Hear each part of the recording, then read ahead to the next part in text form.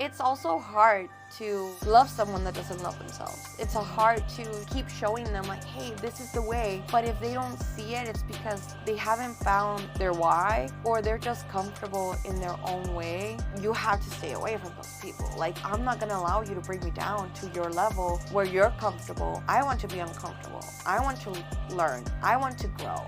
If I do not take care of me, I know that I cannot take care of them.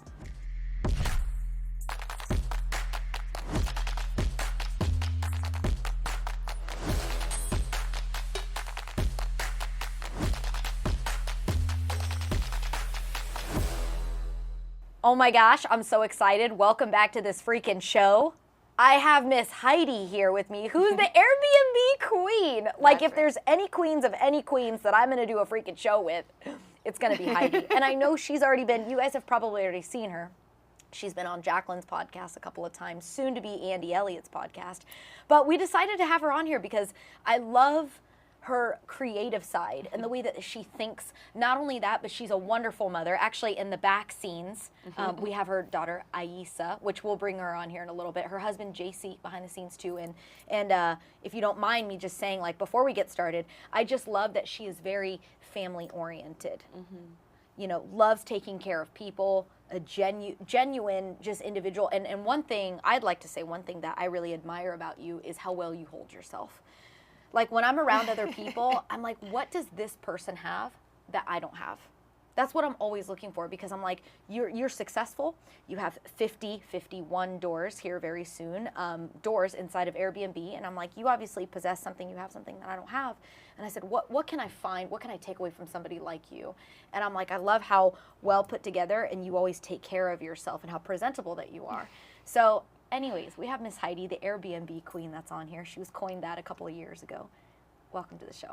Thank you so much for having me, Celina. I love you, girl. You know I love you. And having you also as my coach here in the Elliott group has just been such a blessing for me and my family and my daughter. And most importantly, I love seeing badass women around me and like seeing you be like the best coach and like the head coach for Andy Elliott and like women, empowering women. Like, that's what's all about. And for me, it's like, I have a daughter, and so I want her to see successful women so that she knows, like, hey, I can do it all. I can have it all, just like mom, just like Celina. And that's like the main thing for me. It's because I'm so family oriented. I feel I love to show her this world. And girls, we run the world, okay? We run it. I let guys think that they run it, but I know. I gave a guy some husband advice, some spouse advice, and he's like, "Wow, why didn't I think about that?" And I called Tyler up, and I'm like, "I don't know why." Sometimes I wonder, why don't men think about things like that, or deeper, you know, like more detailed orient things. I don't know why, but I think that's it's where more we have an emotions. Yeah, I think it's just like, you know, in our culture, especially, like, I'm Hispanic, but I'm also half Mexican, half Korean. And I see it all the time. It's like kind of, they weren't taught to feel emotion, or it's always like guys don't cry. You know, it's always like you have to always be strong and put together for your family or for other men to see, and you can never be vulnerable, right? And for women, it's always like, it's okay to be vulnerable. But when you get into a certain, I would say a certain space, you know, as women, and I felt this, it's like, oh shoot, maybe I can't be vulnerable no more. Maybe I have to always be strong and I always have to be put together, but I can never make it. I always end up crying. You know, I'm able to share my story and be vulnerable because that's what I am. Like, that is who I am. I show emotion. But I do feel a lot of the times men don't get the same. It's like a little double standard. Like, they don't get that same just space to be vulnerable. I can't wait for I JC. love you. I can't wait to have a baby. Wait, what were you about to say? That's right. Wait, what did you say? Well, I can't wait for JC to also be open in this space, you know, where he can be vulnerable too. Yeah. Because I feel it's like you always have to put up a strong front. But yeah, girl, I can't wait for you to have a baby. And I know. I'm gonna teach you all the secrets. I'm stoked. I can't. We both cannot wait. We both are excited for two different things in our lives. That's really cool. And yeah, it's neat that you involve like your daughter and your family, you know, inside of everything. And actually, we just had a podcast that was we just did like this morning right before you, and I was talking about you and like how involved that you are, and you know, like your goal in life. And what I was saying is that. Yeah, we just said this on the podcast, Josiah, right? Wasn't it the gentleman that was right here before?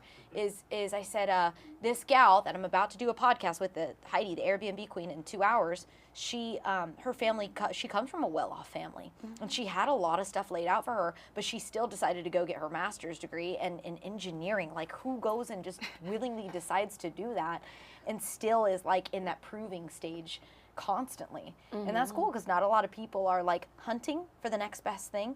You know, they're really like getting comfortable and they're settling down, and that's really neat. So why do you have your daughter involved? Why do you have your daughter involved? And also, I want to know, let's start off with that. Why have you decided why do you want your daughter to experience all these things of entrepreneurship in the world? Is it because you were exposed to it, or what's the importance of that? The main reason, it's because there's no such thing as work-life balance. There is work-life integration, and I learned that ever since I was a little girl. My parents will bring me into the business since I've been 10 years old. So I knew that in order to be able to spend time with my parents, that they were business owners, they were married to the business, because you had to. They have a discount store. It's like retail business, and so brick and mortar, you gotta be in the business, and so the business owns your time. I didn't want to do that, but at the same time, I knew that if I didn't involve my family into whatever I'm doing, then you just drift apart. And I didn't want that, because I saw my parents work really hard for us to be a family. And so my mom would always say, like, you know, if you want to visit me, then you gotta come to the business to visit me, because I'm never home. I just go home to sleep. And we had this fancy house. We had all the things. You know, I would always say it's like a golden cage. But, like, there was really nothing, like, there. We would just sleep there. And you have all the fancy things, but really, what's owning your time? And so for my parents, the business owned their time.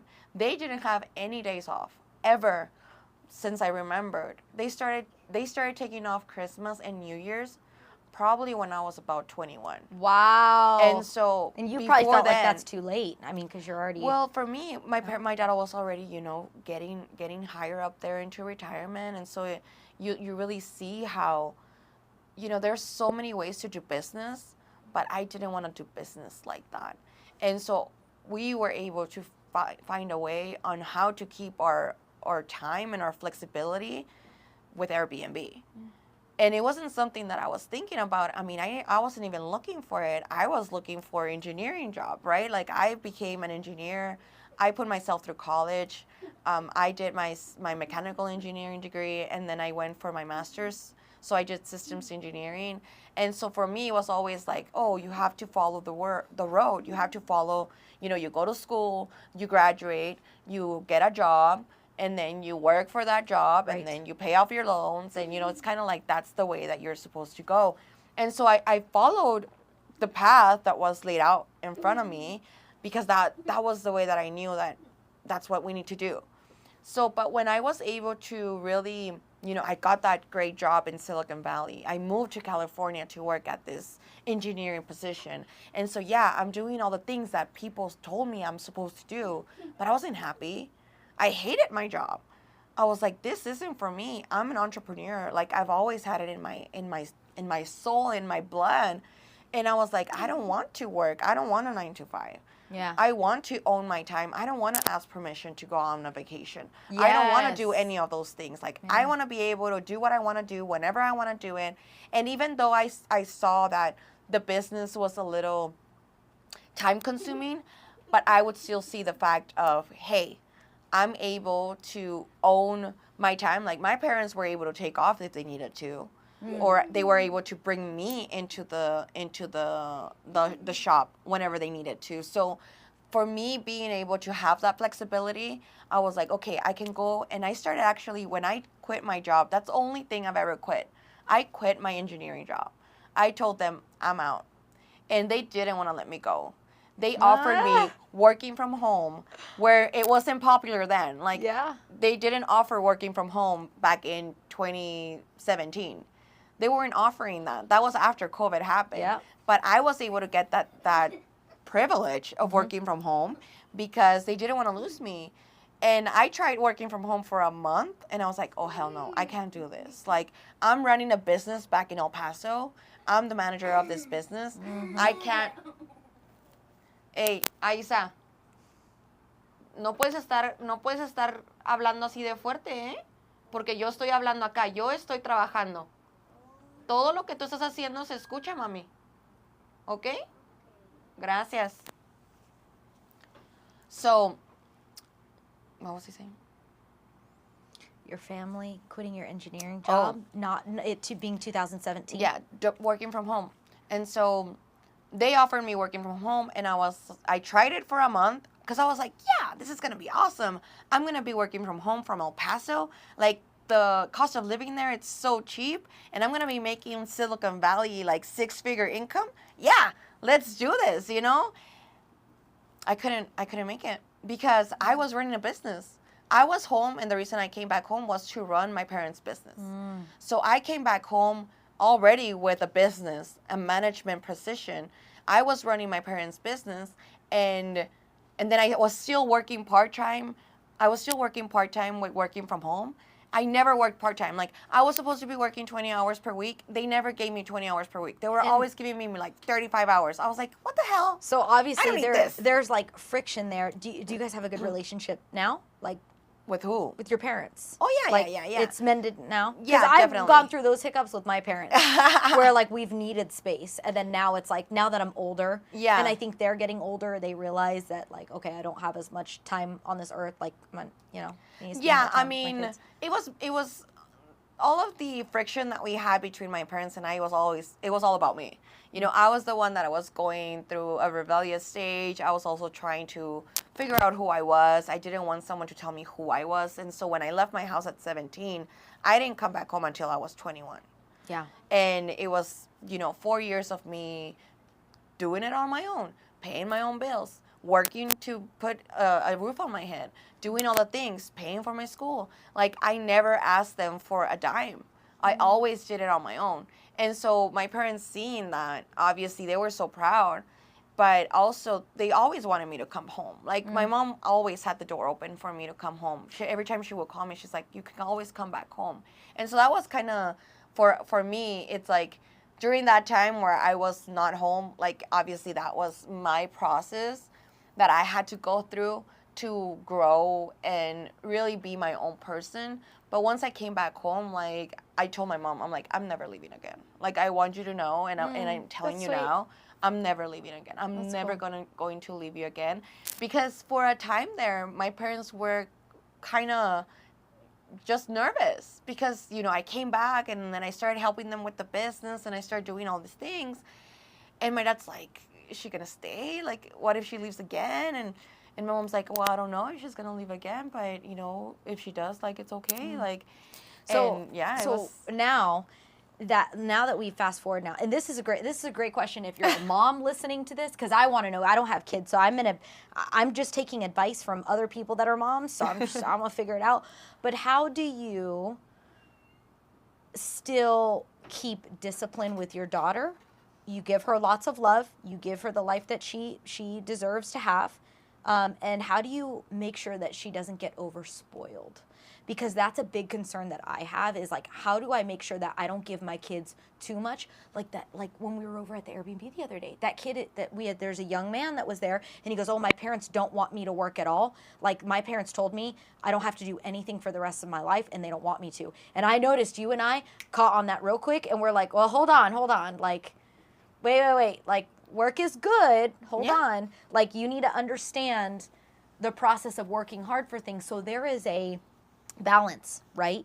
Of, like, giving too much and not giving too much. So as a parent, how do you make sure that you don't overgive to your kids where they take it for granted and then, you know what I mean? Like, they don't become of servants too. How do you manage all that? How do you make sure it's not too much? You would have to integrate them into what you're doing. Like, you have to show them the business. You have to let them see what is someone else in their position making. Like, it's not just like, yeah, like, I know I can provide everything for you, and believe me, like, that's all we work for. My husband and I, all we do in all of the 50 Airbnbs we have built, and this is not our only business. We have 10 more businesses that we run.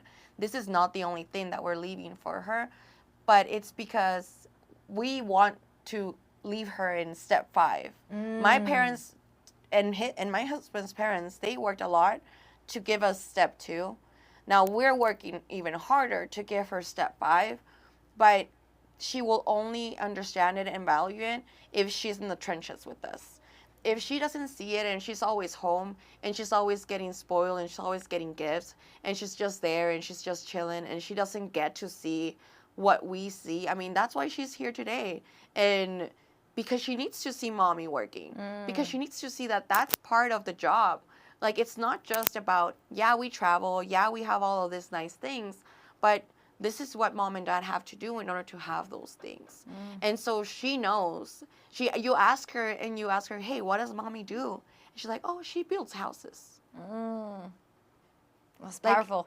It's because she's seen me. She's seen me with a hammer. She's seen me with, decorating or painting, or she's helped me do all of those things. Man, my daughter has plastered when she was 2 years old. She knows. She's like, I know how far the Home Depot is from here. Exactly, but it's because it's all about work-life integration. The moment that you want to shield your kids from the actual work, that's where you fail.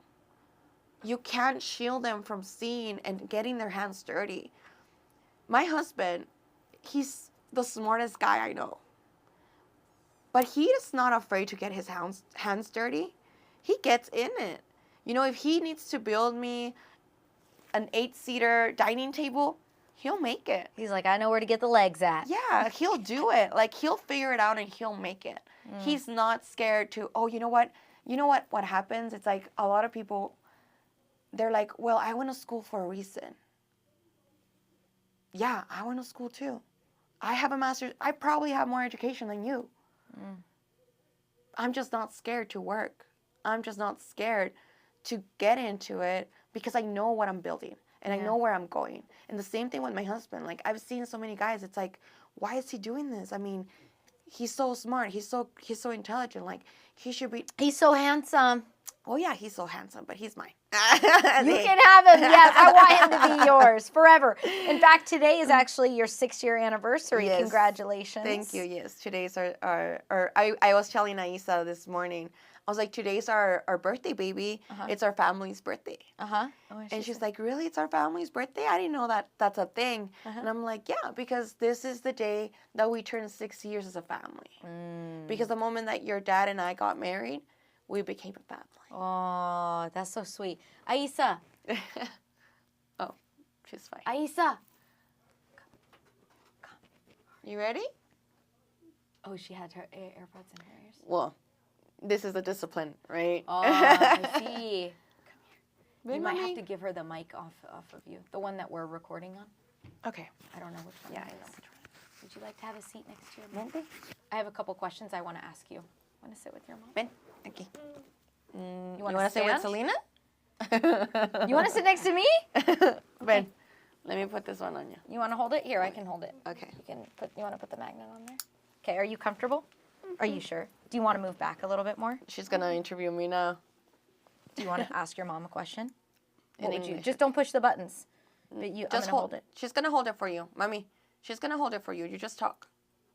Do you want to ask your mom a question? No. Do you want me to ask you the question? Yes. Okay. Are you ready? Okay. What's your favorite thing about your mom? Playing with my mom. Playing with your mom? What kind of things do you like to play with?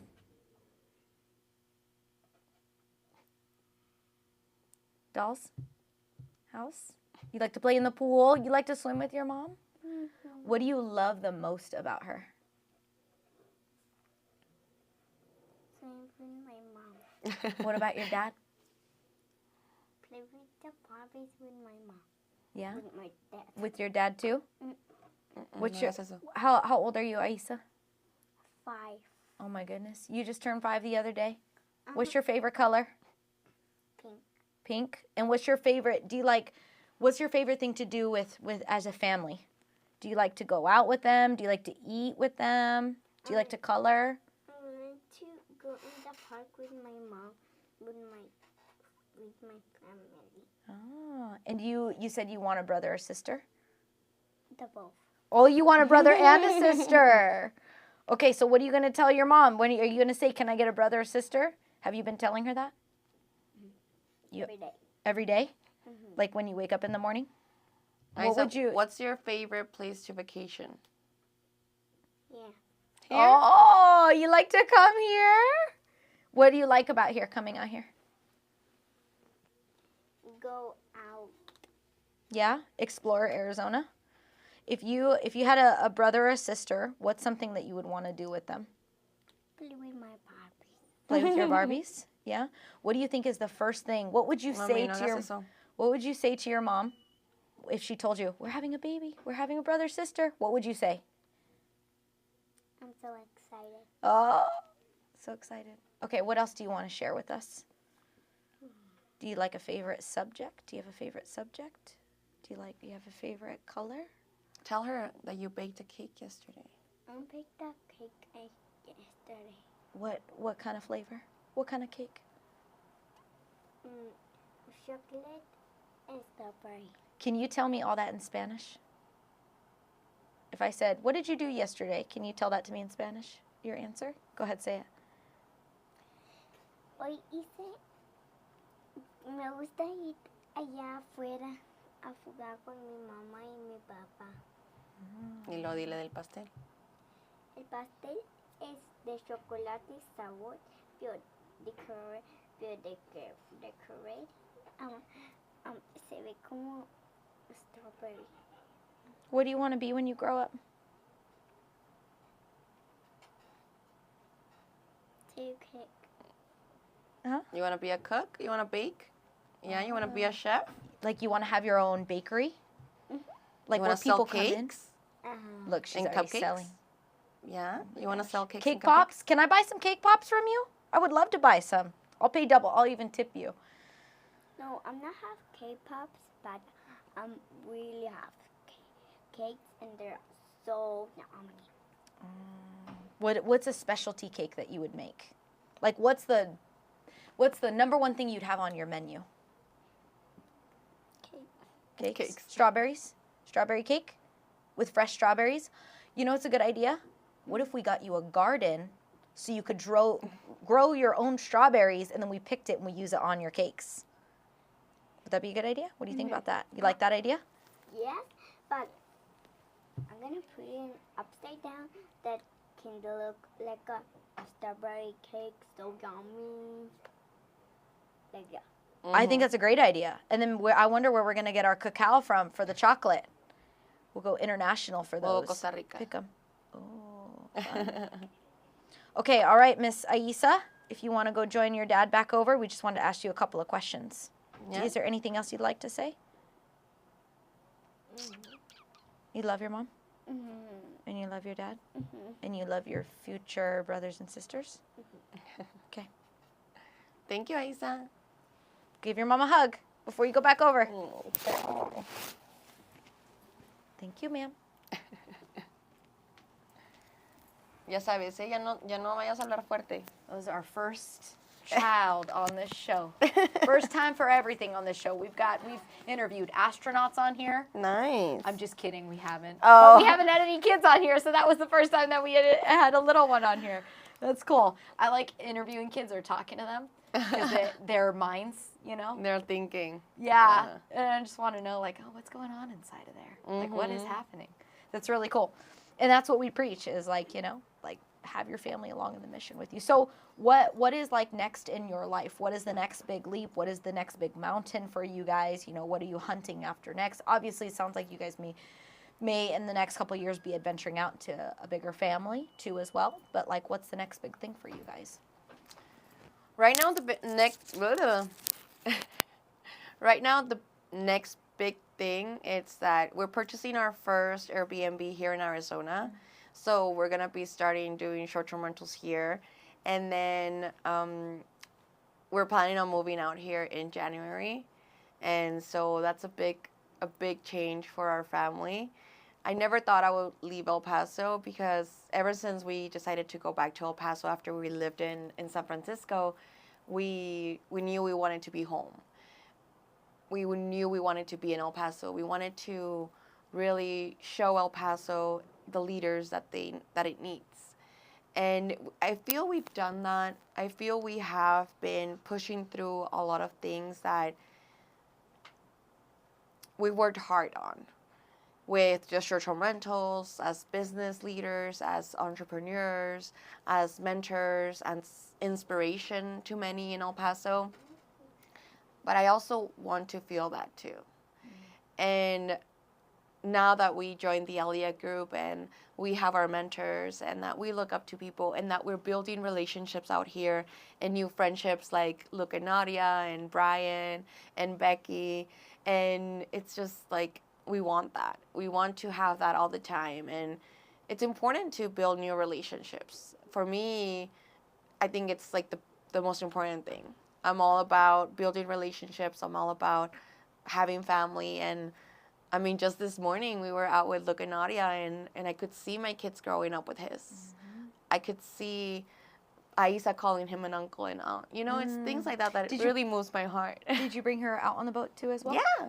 You know what's crazy is, like, that's why I think this whole thing, like, while we're doing all this stuff, it actually has nothing to do with me and you, even though we're doing this. It's all about the kids. It is. Because we have to make sure that we mentor them, because when you and I have kids or when they have kids, like, who's the mentorship for them? So that's why, like, a lot of the parents in the Elliott group, or, you know, are like, even though you're a client, you're a family, like, I make sure she's on par too, because when I have kids, by the time that they're able to walk and be independent, she's already going to be an aunt-like figure to my kids. So I have to make sure, like, all the kids right now, like, we're about to have, in the Elliott group, we're about to have a baby boom next month of 4 kids being born in the Elliott group. Wow, that's awesome. Like, they're all ready to pop within a 4-week span. So in the next month, we're having 4 new babies in the Elliott group.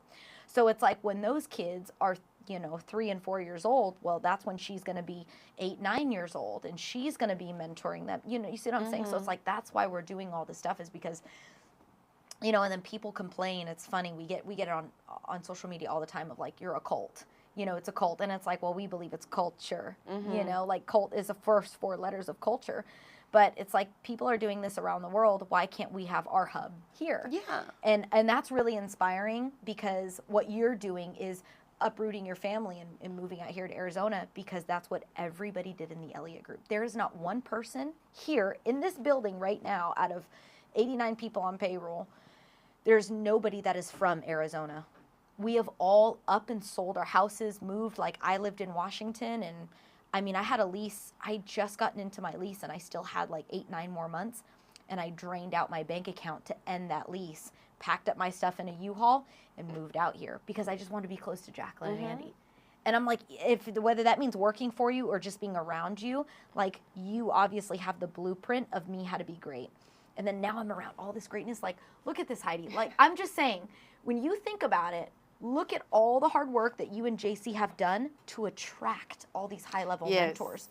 I mean, you're around people like, you know, Tim Grover, I mean, Ed Milet, Andy Frisella, like, Andy and Jacqueline Elliott, and look at all these, like, Becky and Brian. Look at all these other high-level people that you guys have attracted, because you have done the right things in life, but also your intentions were right. So I think we get caught up in the daily life that we forget to be grateful for our intentions. Like, at the end of the day, you want to help more people. Yeah. And that, I think, that most people don't give credit to. Like, you don't give credit to your own self for helping other people. And the world needs it, you know? And I just think that that's really special. And I'm grateful that I met you. We met, just rewind, we met at an event a year ago in El Paso. Yeah. You and JC got a VIP ticket, no? We were actual sponsors to that event. Oh, there. You were sponsors there. Yeah, we were sponsors there. Because, again, you know, El Paso's a little small in that way of, like, the business and everything. So there's a lot of business owners, but I always say this, it's like, but we don't talk to each other. It's like everybody's on their own thing. Everybody, like, figures out their own thing. There's really not that good communication. And so obviously during those networking events or stuff like that, then we started like to getting to know other people. And so that was kind of where we landed in a position of, there's a business conference that's happening. They're looking for sponsors, and we're like, all right, let's help out. Let's help out. We'll sponsor the event, because it was something that had never happened in El Paso before. Yeah. We're like, yeah, for sure. I mean, you can count us in. I had no idea my life was gonna change so much from being Isn't that crazy? a sponsor in that event, being in attendance to that event. Not only did we meet Andy and Jackie that night, but we also met other really important people that have joined our circle of friends. And it's just, there were so many other people that were in the same spot as we were. Maybe they were not sponsors, but they were in the audience. Yeah. And I could easily tell you right now, my husband and I were the only ones that have risen up to the occasion. Yep, I agree. We were the only ones. No one else from that conference that attended are actually in the position we are today. And most people will always live their lives like that. They'll always just say, oh, I want that life. Oh, I want this. They'll always be, I call it the sidelines. They'll always sit in the sidelines, but they'll never do it. And people, it's so funny. I get messages like this, and sometimes, I don't even know if I'm allowed to say this, or like if this is rude to say, or if we have to cut this out, Josiah, but like, I get people that message me that, like 2 years ago, I was in the same place as them, right? Like we were both making the same amount of income, same status in life, hanging out at bars, drinking. And now 2 years later, I ran to pressure, I did everything. And that person calls me and they're like, oh, I'm so proud of you. And I'm like, what? Like, this is so awkward that you're calling me or you're texting me saying, oh, I'm so proud of you, Celina. I just get so confused, and it kind of pisses me off sometimes, because I'm like, you had that same opportunity. We literally had this conversation 2 years ago, and I told you, I'm leveling up, I'm going, come on, you can come with me, and we can do this together. And you just decided to not run to the pressure, but yet you want to look up and be like, oh, I'm so proud of you. By the way, you're texting me and calling me right now to tell me that you're so proud of me. You have the decision right now to make the change, to come on with and follow through. But you don't. And I just get so confused, because I'm like, that's so awkward for me. I'm just like, I'm like, why don't you do it too? Right? I don't know. No, yeah. I feel like so weird about that, because I'm like, you can do it too. Like, why are you telling me you're so proud of me? Like I want you to be proud of your own self. You need to be proud girl. of you. Like, you care so much about people. Like, we wear our heart on our sleeve. Like, I want the same thing for others. It's like, you can do it. Like, you can have what I have. But like, it's that we genuinely care for others and we want them to level up. But surprise, surprise, they don't care about themselves. I know. Surprise, surprise, like, they don't love themselves. And so it's also hard to love someone that doesn't love themselves. It's hard to keep showing them, like, hey, this is the way. But if they don't see it, it's because they haven't found their why, or they're just comfortable in their own way. And you have to stay away from those people. Like, I have to learn, like, I have to cut ties, because I'm not going to allow you to bring me down to your level where you're comfortable. I want to be uncomfortable. I want to learn. I want to grow. And I love myself. If there's one thing that I've always done, it's love myself. I love myself over everyone else, over my daughter, over my husband. It's always me first. If I do not take care of me, I know that I cannot take care of them. And you've always been that way? I've always been that way. Dang, that's crazy. The only time that I forgot that was after I had Aisa. I got postpartum depression. I had a C-section, and it was a really, really hard time. It was 6 months of me going through that. And it was the only time that I didn't take care of myself. But once I got on the meds, I was able to get out of that cloud. And yeah, I was like, I need to take care of myself. And so I started doing my self-care that I had always done, but just for that brief moment that I lapsed, I wasn't doing it. And so I always say this too, like, it's really hard, especially, I know you don't have kids yet, but if my husband wouldn't have had the patience and the love that he had for me, we wouldn't be together because it's so hard to go through postpartum depression. There's so many things that happen, and every single woman is different. So for him to just be patient and love me unconditionally and stick around, I mean, it's everything. And he knew I would find myself again. And I did. And so it was just during that time. But it was a really hard time that I know that if my husband wouldn't have been the man he is, and so respectful and so empathetic, it wouldn't have worked out. And I see so many other people, their marriage ends. Yeah. Because they don't have someone that understands, or that at least tries to understand and helps out. My husband has taken care of our daughter every night since she's been born. Up until right now, he still takes care of her during the night.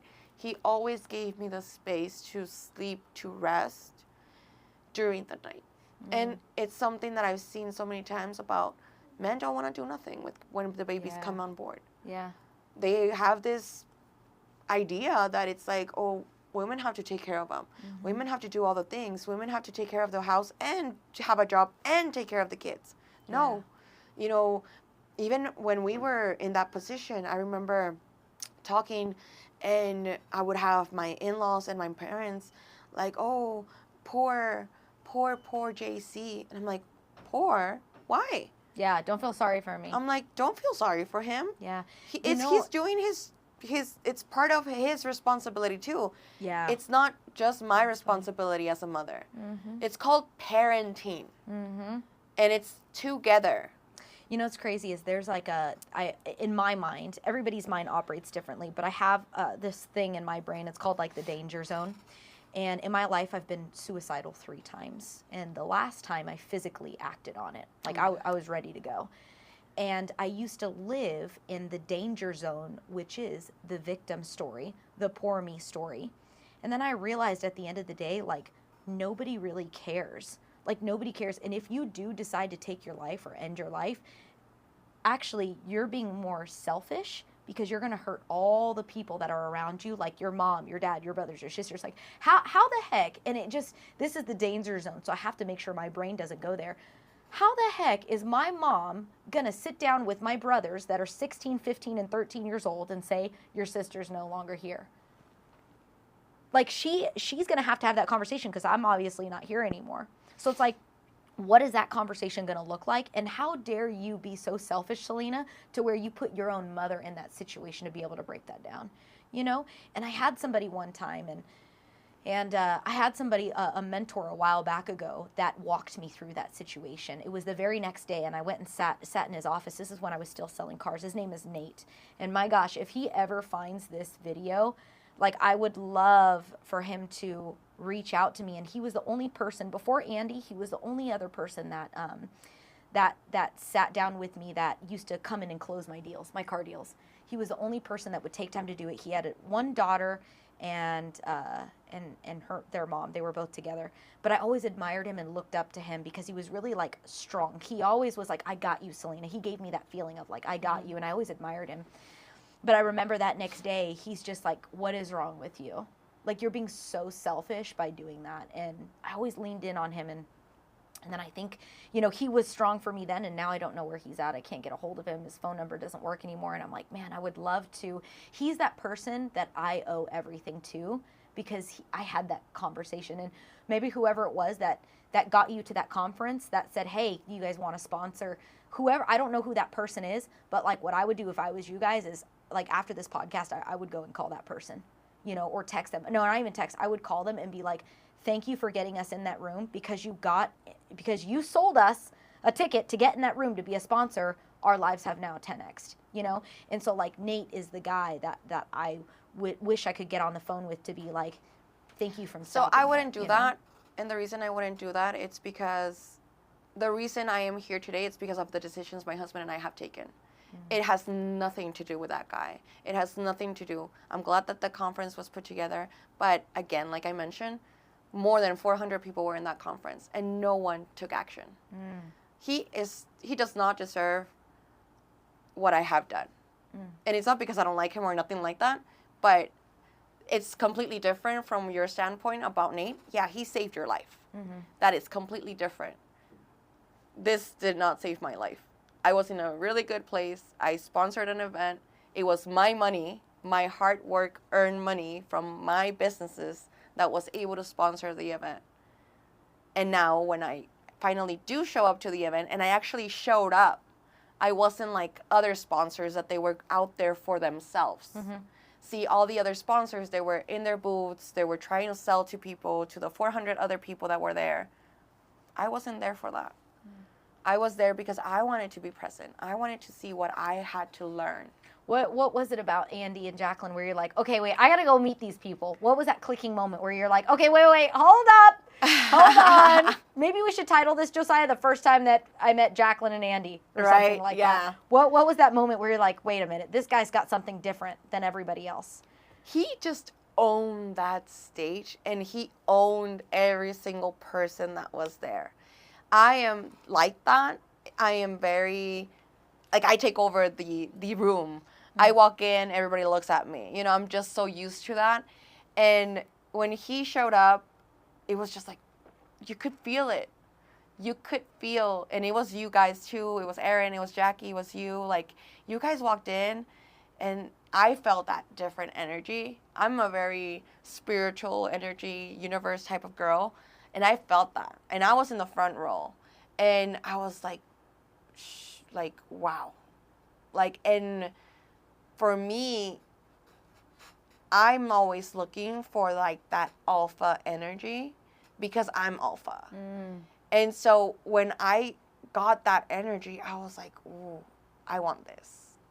Like, and during the entire time he spoke, it was like a 45-minute time he spoke. I know, he overspoke. Do you remember they kept flickering the lights? Yeah, I don't know if you remember that. He didn't care because he owned that stage. Yeah. And the best part is, like, I remember so vividly, like, you know, he never gave us the okay to sit down.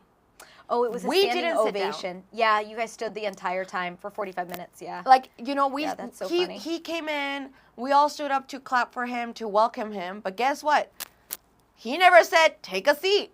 So I would say like 75% of that room didn't sit down. That's funny because the speaker right after, I think they wrapped up. No, he was the last speaker. Was he the last speaker? He was the last speaker. Usually when we go into rooms like that, everybody hates speaking after Andy because everybody is just like, what can I do now? Yeah. What can I possibly say? Right. No, he closed the event. He was That's the closer, right, yeah. and rightly so. I mean, he needed to be that closer to the event. It was such a great event. But I mean, for me, and I remember having this conversation later on, like with my husband, and he's like, which was your favorite speaker? And I was like, for me, it was Andy Elliott. Like, I had never heard about this guy, but I want to be near him. Yeah. I need to be near him. Like, and so it was so crazy because we met afterwards. We went to the VIP party. That's where we actually got to speak really briefly with Jacqueline and Andy, and we were able to speak really quick. And then he looks back at you. He's like, Celina, these guys need to be at the couples mastermind. Yeah. Get them tickets. And then you're like, it's already sold out. And he's like, I don't care. Get them tickets. They need to be at the couples mastermind. And I was like, all right, okay. And so later, like, I think you texted me, and then like the next day you sent me like the invoice. And again, like, you know, it's like $5,000 invoice. Like, okay, you know, and for me, like, I'm very quick at making decisions. Like, I didn't even think twice. Like, I paid it. And then I got the tickets, like the flights, and I'm like, we're going. And I looked back at my husband, I was like, if he told us we need to be there, it's for a reason. So we're going. And we came out here, and for me, it was just like, this is it. Like, this is where we need to be. I had it very, very clear ever since day one, ever since we met them, ever since we actually came to the den. It was just like, this is so great. And like, my marriage changed drastically ever since we did the couples mastermind a year ago in August. Like, August 2023, my marriage changed. And it's crazy because we didn't have our brotherhood back then. Mm-mm. So you've watched us grow, and we just did $40 million worth in buildings out here. We're getting it approved right now through the mayor and Arizona State. And so, like, you guys are just seeing the baby stages. So, like, you guys are grandfathered in. You're the OGs up until, you know, the new people that are coming in. So that's that's cool to watch. Before we wrap up this podcast, is there, who would you like to contribute this podcast to and why? Definitely, you know, for everyone that it's looking, especially women out there, that they're looking to level up. They're looking for empowered women, because that's what we are. You know, I love to empower other women. I love to be an aspiration for others, like that they want to aspire to become me. I really love to see to show others that they can have it all. I have it all. I do. I have my family with me all the time. We travel together. We do life together. And we're able to run our businesses together. And so that's also, like, that's for me, it's like, for me, family is the most important thing. Family is everything. And for me, my family, it's my husband and my daughter. That's it. You know, you have to know that there's your core family.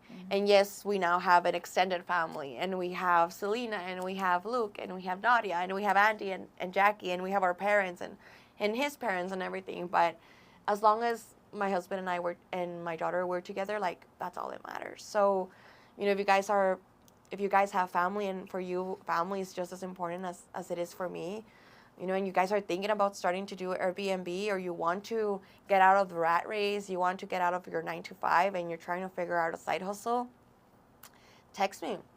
Text Airbnb to 915-278-2979. And you guys are going to get all of the info. And also, too, if you're looking to be part of our Elliott Army, if you're looking to join part of our team, if you want to be part of Heidy and Jacqueline and Andy's team, shoot us out a text message, or to Heidy or myself. Everything will be on the description down below on YouTube where we're posting this. But if you want to be part of our team, but please do not message in if you want to be a part of the team and you're somebody that just wants to chill and be casual. Yeah, we don't run like that. Yeah. We run hot, heavy. We want to change people's lives. So if that's something that you want to do, like, that's what we're here for, is we're literally changing the world. So I'm excited, Heidy. I'm excited for this to air and everything to go live. I can't wait to show you guys all of the things that we have been working on with the Elliott group. I mean, it's going to be amazing. And just like my life has been changing literally every single day. I mean, Andy says this, like, every day you get better, but, like, really when you start trusting and believing and doing, most importantly, doing, because it doesn't have to do anything about just, oh yeah, I believe this. No, get out there and start doing stuff. And so for us, it's like, we're doing things every single day. We're moving every single day. We're growing. And I just can't wait to see where I'm going to be in a year from now with my family and I. Like, it's going to be legendary. I love that. Part 2 is going to be in 365 days from now. Well, until next time, thank you so much, Heidy, for being on the show. If there's anything that you guys need from her, please feel free to reach out. We'll have everything out in the description. And we'll see you guys next time. Let's keep killing it. Hey, Elliott Army, what's going on? Thank you so much for subscribing. Thank you for watching. If you like that video, you're going to love this other content. Here's a couple of other videos that are very similar to that one. Let's get it.